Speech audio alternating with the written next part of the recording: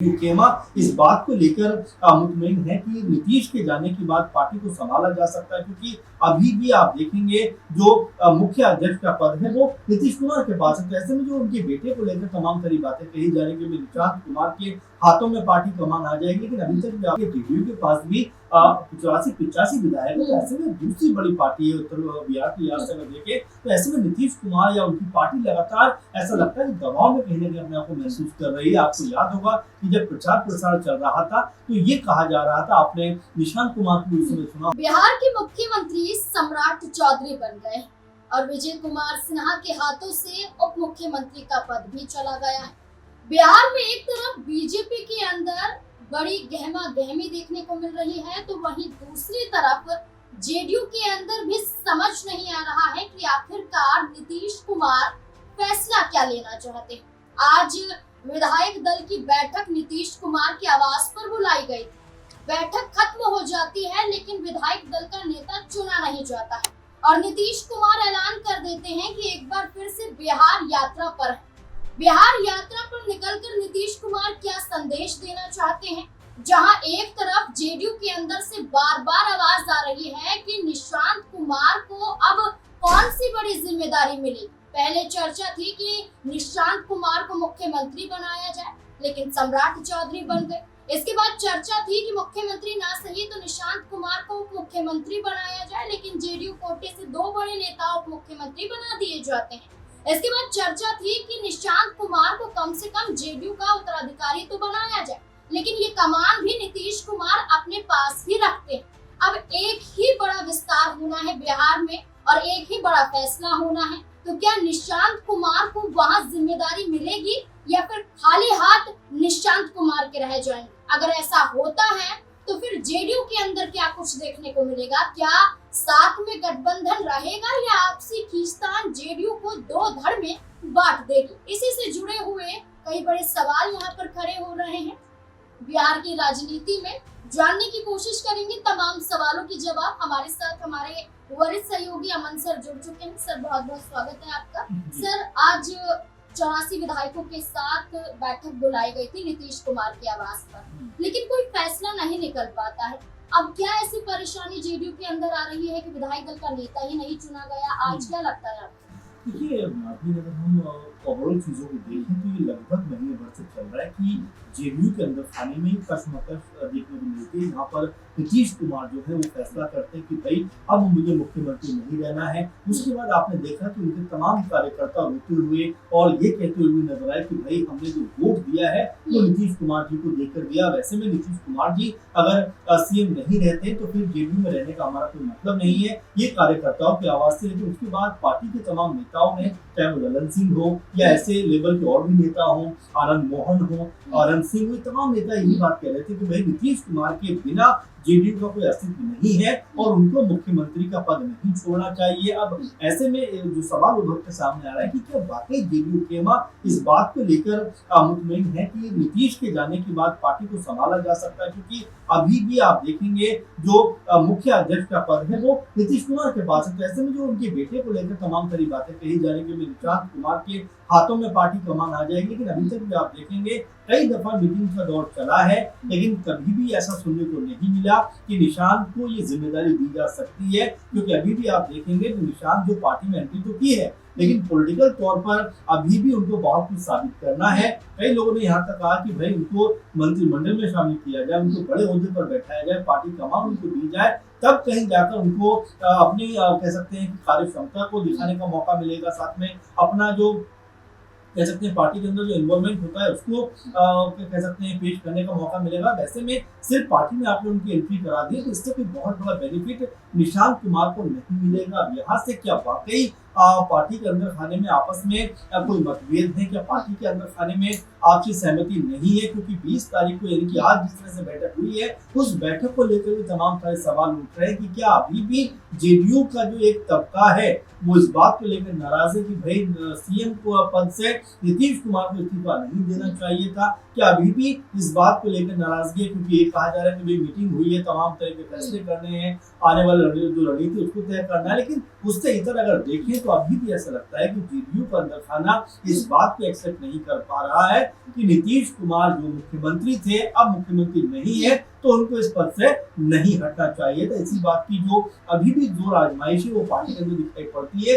कई इसके पक्ष में दिखाई पड़ते हैं, तो कई जो उनके महत्वपूर्ण विधायक है, नेता है, ऐसा लगता है कि अभी भी नीतीश कुमार के फैसले से सहमत नहीं। अच्छा सर, यहाँ दो बातें, जैसे आपने कहा कि मंत्रिमंडल का विस्तार होगा और ये विस्तार बंगाल चुनाव के बाद तय माना जा रहा है, और इस लिहाज से ये भी कहा जा रहा है कि मंत्रिमंडल का विस्तार होगा तो बीजेपी कोटे के विधायकों की संख्या ज्यादा रहेगी और जेडीयू कोटे के विधायकों की संख्या बीजेपी से कम रहेगी। एक बड़ी कमी यहाँ पर नजर आती है कि नीतीश कुमार बार बार झुक क्यों रहे हैं। नीतीश कुमार को लेकर ये भी कहा जा रहा है कि अपने बेटे को लेकर फैसला लीजिए, ये दबाव बनाने की कोशिश की जा रही है कि अब उन्हें मंत्रिमंडल में शामिल कीजिए। तो क्या लगता है कि निशांत कुमार को आना चाहिए, कोई बड़ा विभाग उन्हें मिलना चाहिए? देखिए, बड़े विभाग की आप बात करें तो मुझे बीजेपी के पास है, ये अपने आप में हैरानी की बात भी है कि आखिर आपने सही कहा कि जेडीयू आखिर इस तरह से अपने आप को नतमस्तक क्यों कर रही है, क्योंकि आप देखेंगे जेडीयू के पास भी 85 विधायक है। ऐसे में दूसरी बड़ी पार्टी है उत्तर बिहार की लिहाज से अगर देखें तो ऐसे में नीतीश कुमार या उनकी पार्टी लगातार ऐसा लगता है कि दबाव में कहीं ना कहीं अपने आप को महसूस कर रही है। आपको याद होगा कि जब प्रचार प्रसार चल रहा था तो ये कहा जा रहा था, आपने निशांत कुमार को उस समय सुना होगा कि अमित जी ने कह दिया, अमित शाह जी ने कह दिया है कि मुख्यमंत्री तो पिताजी ही बनेंगे, और फिर ये नारे चल रहे थे कि 25 से 30 नीतीश, यानी कि 5 साल लगातार नीतीश कुमार को ही मुख्यमंत्री बनाए जाने की उसमें बातें हो रही थी। लेकिन अचानक ऐसा क्या होता है कि 3-4 महीने के अंदर ही नीतीश कुमार का हृदय जो है परिवर्तन हो जाता है कि भाई मुझे अब राज्यसभा जाना है, मुझे मुख्यमंत्री नहीं रहना है। तो ये तमाम ऐसे सवाल थे जो अभी भी जस के तस बने हुए कि आखिर राज्यसभा जाकर नीतीश कुमार क्या हासिल करना चाहते हैं। कई लोग ये भी कहते हुए दिखाई पड़े कि क्या वो उप प्रधानमंत्री बनना चाहते हैं, क्या ये भी एक कह सकते हैं उनके लिए जो पद है वो हो सकता है। लेकिन अभी भी इसको लेकर कोई भी कहीं भी चर्चा नहीं है। तो ऐसे में अगर राज्यसभा वो गए हैं तो आखिर वो क्यों गए हैं, इसके बारे में कुछ बात नहीं हो रही। एमएलसी पद से भी इस्तीफा दे दिया है, तो क्या निशांत कुमार को ये जिम्मेदारी? देखिए, बिल्कुल निशांत को लेकर अब एक भूमिका तो तैयार करनी पड़ेगी, क्योंकि आपने अब पार्टी में उनको शामिल तो करा दिया, लेकिन अब तक पॉलिटिकल लिहाज से देखा जाए तो कोई बड़ा काम उनके नाम पे आगे दर्ज नहीं है। साथ में वो कोई भी सदन के सदस्य भी नहीं, चाहे वो आप एमएलए की बात कर ले, एमएलसी की बात कर, दोनों ही नहीं है। तो हो सकता है कि यहाँ पर नीतीश कुमार की जगह उनकी बेटे को एमएलसी बना दिया जाए। लेकिन बड़ा सवाल फिर वही खड़ा होता है कि सिर्फ एमएलसी बनना क्या उनका मकसद होगा? क्या उनका मकसद ये नहीं होगा कि सरकार के अंदर शामिल होकर किसी पद पर बैठा जाए? क्योंकि पहले ये खबरें भी खूब चल रही थी कि वो उनको उप मुख्यमंत्री बनाया जा सकता है। लेकिन आप देख रहे हैं कि जो 2 उप मुख्यमंत्री बने जेडीयू कोटे से, उसमें कभी भी उनके नाम की चर्चा नहीं हुई। यहाँ तक कहा गया, आपको ये भी कहा गया कि निशांत भी नहीं चाहते थे कि वो उप मुख्यमंत्री बने, फिर ये कहा गया कि निशांत को मनाया गया है। तो ये अंदर खाने का जो मसला है वो अभी भी कह सकते हैं पूरी तरीके से उसके ऊपर बात जेडीयू की तरफ से नहीं हो रही है कि आखिर निशांत आना चाहते हैं राजनीति में इस लेवल पे, या फिर अभी एक कार्यकर्ता के रूप में काम करना चाहते हैं, क्योंकि अभी उनको बहुत कुछ सीखना भी है। और ये बातें भी लगातार इस तरह की होती हुई दिखाई पड़ती है कि भाई आखिर 20 साल तक मुख्यमंत्री रहे नीतीश कुमार, क्या अपने बेटे को उनको राजनीति में ही लेकर जाना था? तो क्या पहले उनकी नहीं हो सकती थी? क्या विधानसभा चुनाव में उनको कोई सीट से नहीं उतारा जा सकता था? तो ये ऐसी चीजें हो रही है जो जेडीयू में अचानक से नजर आती है, और इसका जवाब जेडीयू के पास नाज़रीन कहीं नजर नहीं आता है। इसीलिए निशांत का जो भविष्य है पॉलिटिकल तौर पे आप देखेंगे उसको लेकर कोई भी बात करने को तैयार नहीं है। और वो ऐसा लगता है कि पार्टी में एंट्री तो कर दी है, लेकिन पार्टी में एंट्री करने के बावजूद भी उनके कांधों पर जिम्मेदारी नाम का कोई शब्द नजर नहीं आता। अच्छा सर, एक और सवाल रहेगा कि देखिए नीतीश कुमार कई बार कई मौके पर देखे गए हैं कि किसी कार्यक्रम में जाते हैं या कोई तीज त्योहार होता है, या हम बात करें दिवाली हो या ईद हो, कई मौके पर नीतीश कुमार अपनी भागीदारी देते हैं। हमने इफ्तार पार्टी के दौरान भी देखा है कि नीतीश कुमार टोपी लगाते हैं और मुसलमानों के बीच में जाते हैं। उनके बेटे निशांत कुमार को भी हमने देखा। लेकिन सम्राट चौधरी जैसे ही मुख्यमंत्री बने और जैसे ही उनके सम्मान में उन्हें टोपी पहनाई जा रही थी, तो वो टोपी पहनते हुए नजर नहीं आते, जिसकी बात खुद बाद कई मुस्लिम नेता ये कहते हुए नजर आते हैं कि नीतीश कुमार तो पहन लेते थे, सम्राट चौधरी नहीं पहन रहे हैं, तो क्या नीतीश कुमार से अलग हटकर अपने आप को दिखाना क्या सम्राट चौधरी पर भारी पड़ सकता है? देखिए, मुझे याद आता है कि जब गिरिराज सिंह जो है हिंदू स्वयं यात्रा कर रहे थे, उस वक्त जेडीयू ने अपना जो पक्ष है वो रख दिया था कि भाई हम इस यात्रा का समर्थन नहीं करते, क्योंकि नीतीश कुमार किसी एक समुदाय के नेता नहीं है बल्कि वो तमाम समुदाय के नेता है।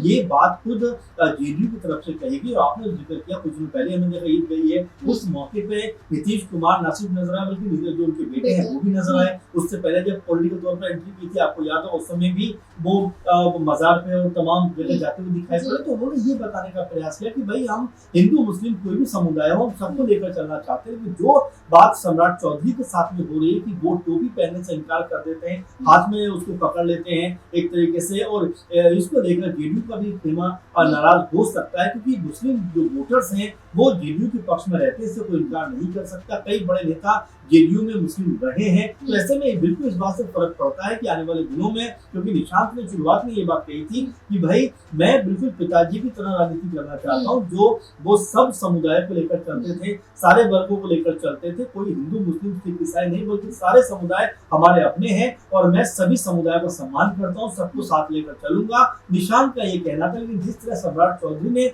इस वाक्य को कह सकते हैं करके विवाद को जन्म दिया है, क्या जेडीयू का अंदर खाना इस बात को एक्सेप्ट करेगा और क्या अंदर खाना ये भी तय कर सकता है कि भाई बीजेपी के साथ चलना चाहिए या नहीं चलना चाहिए, क्योंकि जिस तरीके का ये नजारा पेश हुआ है उसको लेकर लोग यही कह रहे हैं कि अगर यहाँ पर हम समुदाय के रूप में बटेंगे तो कहीं ना कहीं इसका नुकसान जो है वो जेडीयू को होता हुआ दिखाई पड़ेगा, क्योंकि बीजेपी की जो राजनीति है वो बड़ी स्पष्ट है, वो एक तरफा राजनीति करते हैं। लेकिन यहाँ पर जेडीयू जो सभी समुदायों को लेकर चलने की बात करती है, उनके लिए आने वाले दिनों में इस तरह की चीजों से मुश्किल होती हुई दिखाई पड़ सकती है। बिल्कुल, जहाँ सब धर्म की बात जेडीयू की तरफ से, खुद नीतीश कुमार की तरफ से बार बार कही जाती है, चाहे यात्रा हो, चाहे कार्यक्रम हो, चाहे चुनाव हो, लेकिन वही नीतीश कुमार जो मुख्यमंत्री पद से हटते हैं तो एक मलाल उनके चेहरे पर, उनके हाव भाव के जरिए नजर भी आता है।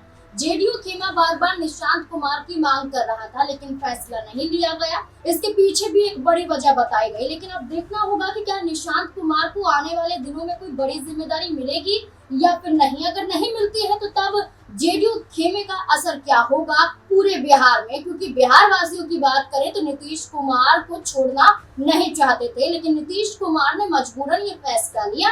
अब निशांत कुमार का क्या भविष्य होगा, इस पूरे मुद्दे को लेकर आप क्या सोचते हैं, अपने राय कमेंट सेक्शन में जरूर दें।